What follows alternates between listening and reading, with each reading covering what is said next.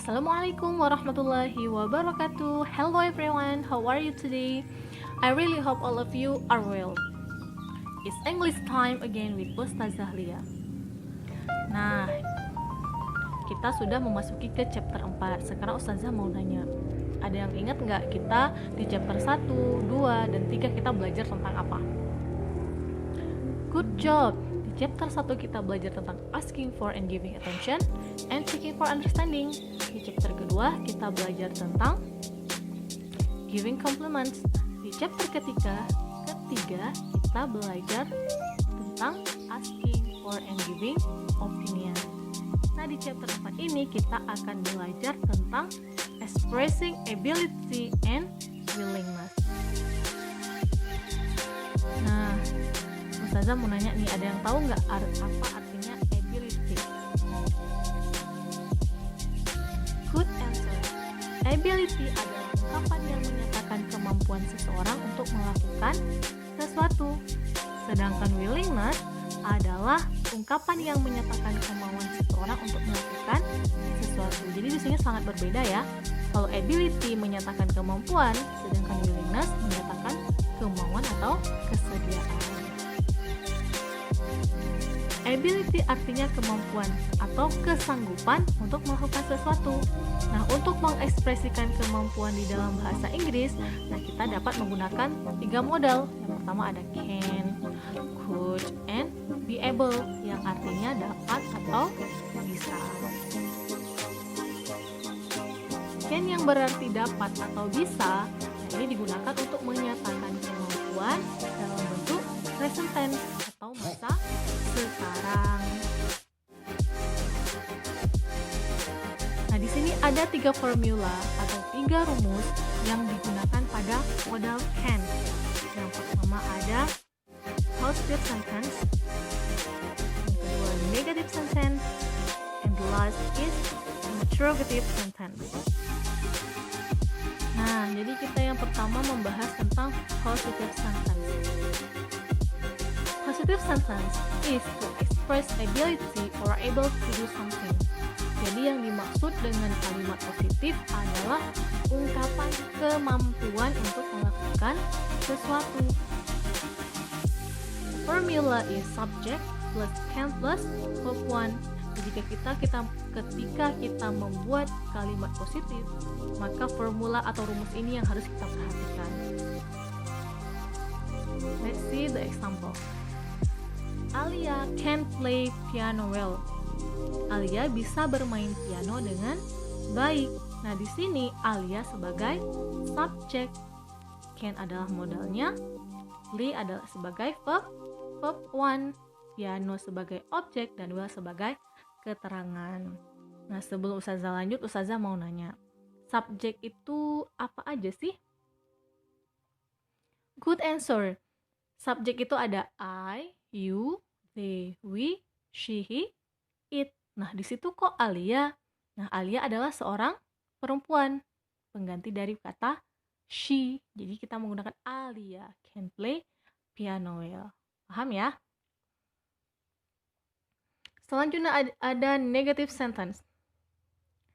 Negative sentence is to express inability or not able to do something.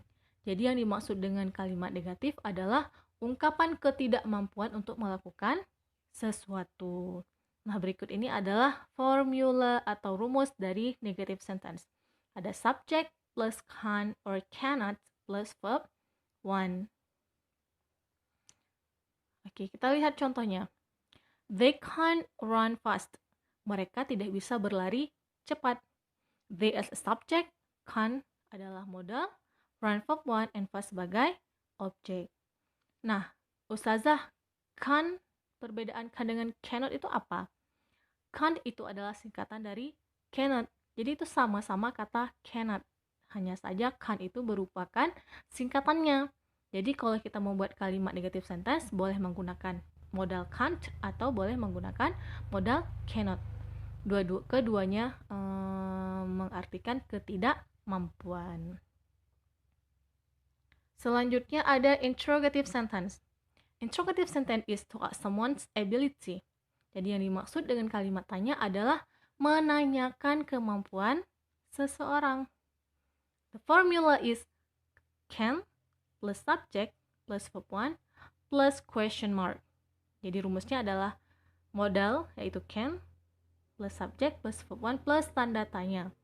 Kalau di kalimat positif dan negatif subjeknya di depan, sekarang kita ganti can-nya yang menjadi di depan. Dan jangan lupa menggunakan question mark atau tanda tanya. Why? Because this is interrogative sentence. Karena ini adalah kalimat interrogative sentence atau kalimat tanya. Jadi kita membutuhkan tanda tanya. Adapun respon ketika seseorang menanyakan kita mampu atau tidak dalam melakukan suatu hal. Nah, ketika seseorang mampu untuk melakukan sesuatu, maka dia menjawab, yes, I can. Ketika dia tidak mampu untuk melakukan sesuatu, maka jawabannya, no, I can't. Nah, coba perhatikan rumusnya. Kalau misalkan kita bisa menjawab, berarti yes, subject plus can. Kalau misalkan tidak bisa atau tidak mampu, maka jawabnya no, subject plus can or cannot. Nah, untuk lebih pahamnya, kita lihat contohnya.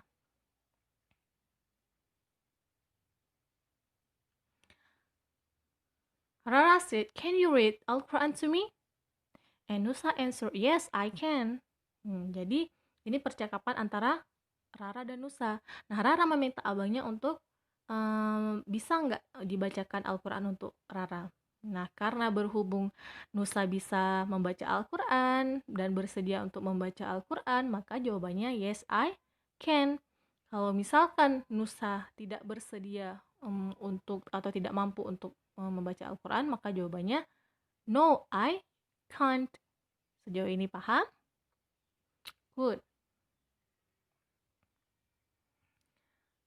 Oke, kita lanjut ke willingness. Kalau tadi tentang ability, sekarang tentang willingness. Willingness berarti kesediaan atau kemampuan untuk melakukan sesuatu. Nah, untuk menyatakan itu, kita dapat menggunakan modal will atau would yang mempunyai arti akan, mau, atau sedia. Nah, sebenarnya will sama would memiliki kesamaan. Sama-sama mempunyai arti akan, mau, atau sedia. Nah, perbedaannya hanya di waktu. Kalau will digunakan untuk bentuk present atau sekarang. Sedangkan would digunakan dalam bentuk past atau lampau. Nah, di modal will sama dengan modal can, yaitu ada 3 formula atau rumus yang digunakan.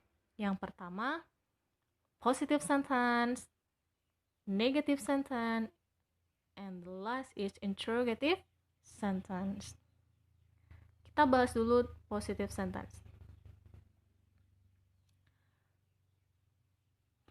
Nah, di positive sentence formulanya adalah subject plus will atau would plus verb 1. Kita lihat contohnya. I will help my parents. Saya akan membantu orang tua saya. I as subject, will as modal, help as verb 1, my parent as object. Jadi ikutin aja rumusnya ketika kita membuat sebuah kalimat. I will go to library. Saya akan pergi ke perpustakaan. Selanjutnya ada negative sentence. The formula is subject plus will atau would plus not plus verb 1. Kita lihat contohnya. He will not go to the market. Dia tidak akan pergi ke pasar. Contoh yang kedua, I won't go hiking mountain. Saya tidak akan mendaki gunung. Nah, Ustazah, tadi kan rumusnya will atau would plus not. Kok di situ won't, I won't? Nah, won't itu singkatan dari will not. Jadi kalau misalkan kita membuat kalimat negatif, boleh will not, boleh won't. Paham ya? Selanjutnya, interrogative sentence. Nah, rumusnya adalah will atau would plus subject plus verb one plus question mark. Jadi ini sama dengan yang Ken tadi. Jadi modalnya yang ditaruh di depan itu will atau would. Habis itu baru subject. Sekali lagi Ustazah ingatkan, jangan lupa menggunakan tanda tanya karena inilah penanda kalimat tanya. Oke? Nah, di sini ada sebuah dialog antara Rianti dengan Laura. Will you go to the birthday party tonight? Laura, yes, I will. No, I won't. Nah, maksudnya seperti apa? Nah, si Rianti ini bertanya kepada Laura, akankah si Laura ini pergi ke birthday party nanti malam atau ke pesta ulang tahun nanti malam? Nah, ketika si Laura bisa, maksudnya jawabannya dia akan pergi, maka jawabannya yes, I will. Ketika Laura tidak bisa pergi ke birthday party, maka jawabannya no, I won't. Paham ya?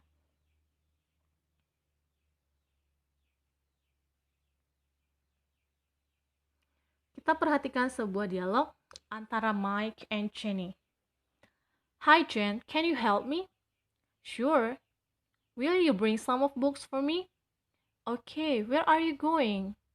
We are going to the classroom. Miss Portman asked me to distribute the books for the class. Okay, let's do it. Nah, dari percakapan ini ada nggak yang menggunakan modal can dan menggunakan modal will? Good job. Can you help me? As interrogative yes, interrogative sentence. Jadi can you help me merupakan kalimat tanya. Nah, sekarang yang will. Good job. Will you bring some of books for me? Nah, itu juga merupakan interrogative sentence dari modal will.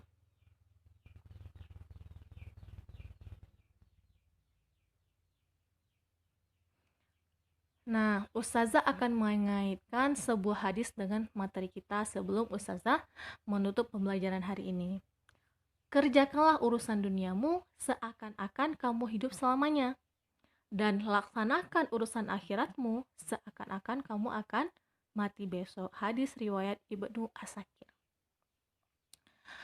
Nah, Ustazah, bagaimana maksud dari hadis tersebut? Maksudnya adalah ketika kita bisa melakukan urusan dunia, maka kerjakanlah seolah-olah kita hidup selamanya.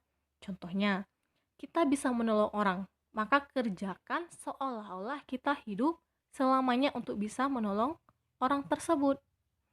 Dan lakukan urusan akhirat seolah-olah kita mati besok. Contohnya, kita bisa membaca Al-Quran. Nah, kita semua tahu bahwa Al-Quran itu adalah cahaya kita ketika di dalam kubur. Nah, maksudnya ketika kita bisa membaca Al-Quran hari ini, maka bacalah. Jangan ditunda-tunda. Karena diumpamakan seperti ini. Kalau kita tunda, mungkin besok kita udah mati. Kita nggak bisa lagi untuk membacanya. Nah, seperti itu. Jadi ketika kita bisa melakukan urusan akhirat, maka lakukan sekarang. Seolah kita besok udah mati. Nah, ini merupakan referensi pembelajaran kita. Nah, sebelum Ustazah menutup pembelajaran hari ini, jangan lupa untuk selalu pakai masker, selalu pakai hand sanitizer atau cuci tangan.